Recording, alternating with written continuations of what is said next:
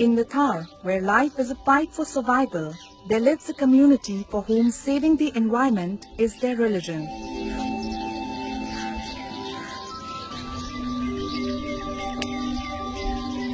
The Bishnois of Rajasthan show that it is possible to live in harmony with nature. Their founder, Guru Jambeshwarji, also known as Jamboji, was born in 1451 in a warrior class family of Rajasthan. The community got its name from the 29 teachings of Jamboji, known as Bishnoi, Bish, which is 20, and Noi, which is 9 in Rajasthani.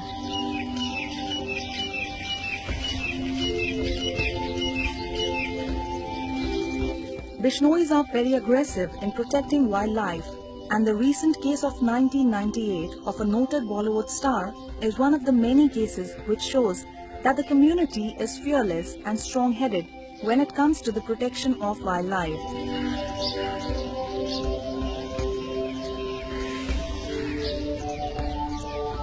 The women take equal part in preserving nature by walking a long distance to get firewood from fallen trees and letting the newborn animal orphans suckle their breast milk like their own children.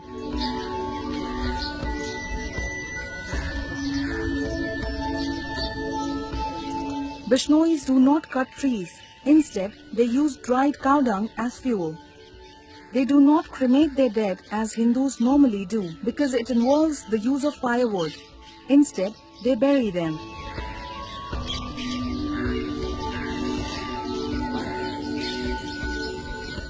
Each family creates a tank in their field to provide water for black bucks and antelopes.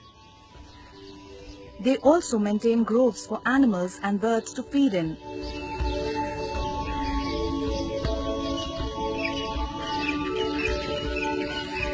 Bishnois often live in little hamlets called dhanis, with just a few rounded huts with intricate thatched roofs. They scrub the floors of the huts and the common courtyards, which are always kept meticulously clean, and cook in earthen ovens.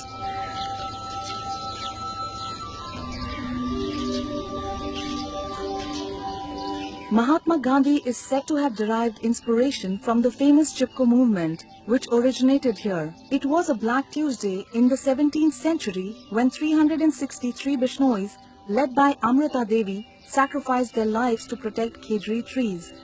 Later known as the Khejarli massacre, it started due to the order of Maharaja Abhay Singh of Mewar, who wanted the sacred khejri trees for the construction of his new palace.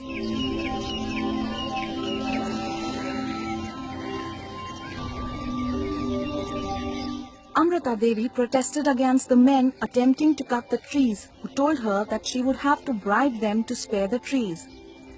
She said she would rather give her life to save trees. Then she spoke her last words. She said, "Sar saathe rukh jaye to bhi sasto jaan," which means if a tree is saved even at the cost of one's head, it's a cheap deal. Saying these words, she offered her head. The axes which were brought to cut the trees severed her head from her trunk. Her 3 young daughters, who were not shaken by this, also offered their heads and met the same fate.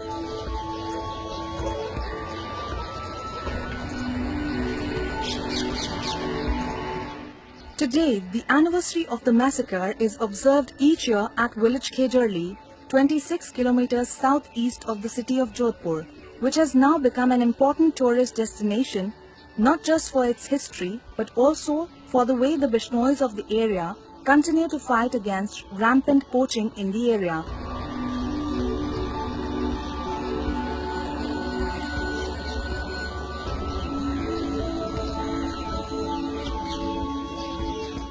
In October 1996, Nihar Chand Bishnoi had sacrificed his life for protecting wild animals.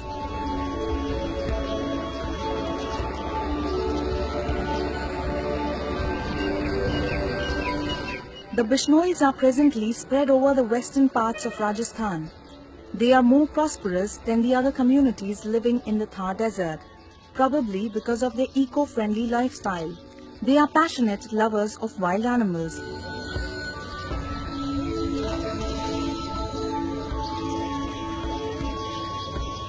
It is because of their protection that in Bishnoi-dominated areas, deer and antelopes are seen grazing the green fields, despite the fact that the state of Rajasthan, where the Bishnois mainly live, faces severe water shortage.